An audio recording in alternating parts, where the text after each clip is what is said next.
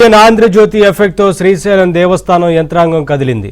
ఒక్క రోజులోనే 7 కాటేజీలను అధికారులు స్వాధీనం చేసుకున్నారు. 7 కాటేజీల్లో వైసీపీ ఎమ్మెల్యే శివప్రసాద్ రెడ్డి కాటేజీ కూడా ఉంది.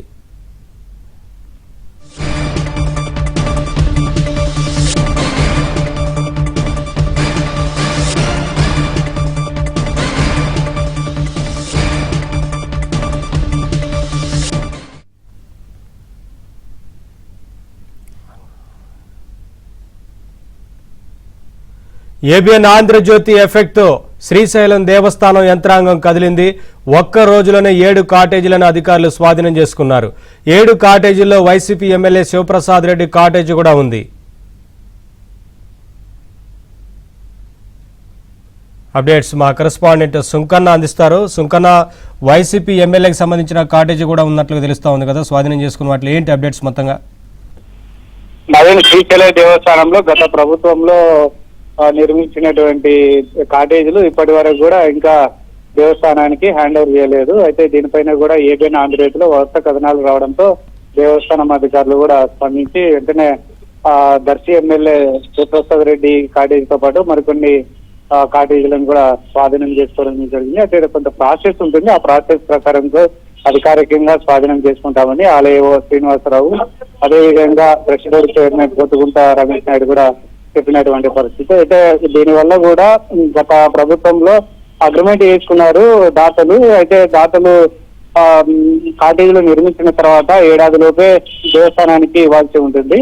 అయితే వాళ్ళు ఆ నిబంధనల ప్రకారం ఇవ్వకుండా వాళ్ళే సొంత అవసరాల కోసం వినియోగించుకుండడంతో దేవస్థానానికి కూడా భారీగా ఆదాయానికి గండిపడింది. దీనివల్ల కూడా మరోవైపు భక్తులకు కూడా అసౌకర్యానికి గురి కావడంతో దేవస్థానం అధికారులు కూడా ఎట్టకేలకు కాటేజీలను స్వాధీనం చేసుకోవడం జరిగింది.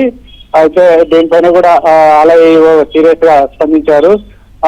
ఆలయ వెంటనే ఈ దేవస్థానానికి హ్యాండ్ ఓవర్ చేయనటువంటి కాటేజీలు ఎన్ని ఉన్నాయి, మొత్తం దర్శి ఎమ్మెల్యేతో పాటు ఇంకెన్ని ఉన్నాయని కూడా సిబ్బందితో కూడా ఆరా తీసి వెంటనే వాటిని హ్యాండ్ ఓవర్ చేసుకోవాలని ఆదేశాలు ఇవ్వడంతో సిబ్బంది కూడా ఈ 7 కాటేజీలకు సంబంధించినటువంటి స్థలాలన్నిటిని కూడా స్వాధీనం చేసుకొని దీనికంటూ కూడా ఇప్పటి నుంచి మొత్తం దేవస్థానం పరిధిలో 40 కాటేజీలు ఉన్నాయి.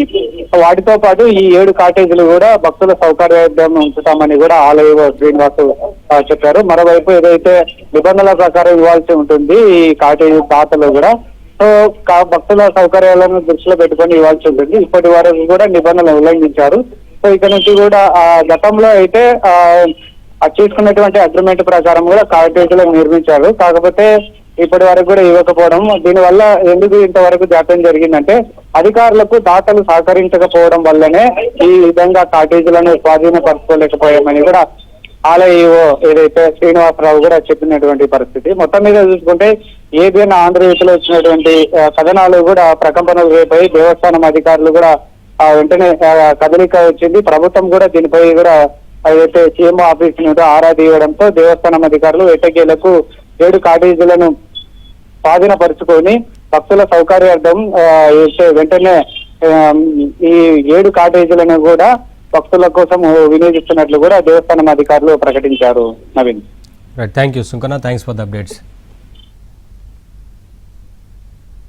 ఈ పెండింగ్ ఉన్న కాటేజీలు వివరాలు తీసుకొని రిపోర్ట్ ఇవ్వమని చెప్పడం జరిగింది.